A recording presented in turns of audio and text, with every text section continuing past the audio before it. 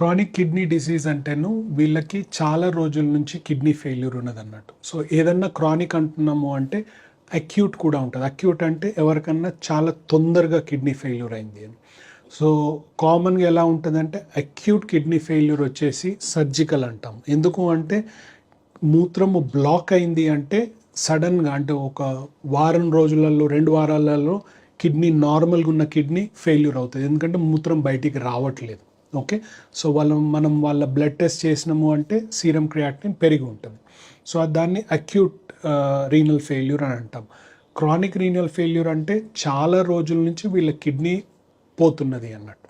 Okay, so ఇది చాలా stages ఉంటాయి, 1 to 5 స్టేజెస్ ఉంటుంది. సో ఫస్ట్ స్టేజ్ వచ్చేసి ఎవరికన్నా సీరం అది క్రియాటినిన్ పెరిగిన ఎస్టిమేటెడ్ జిఎఫ్ఆర్ అని అంటాం. ఓకే, ఇది పేషెంట్ వెయిట్, మసిల్ మాస్ దాంతో సీరం క్రియాటినిన్తో మేము మెజర్ చేస్తాం అన్నట్టు estimated GFR.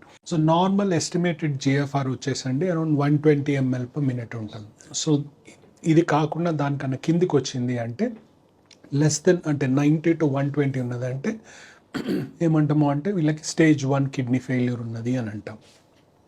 Estimated GFR between 60 to 90 ఉన్నది అంటే స్టేజ్ 2 క్రానిక్ రీనల్ ఫెయిల్యూర్ అని అంటాం.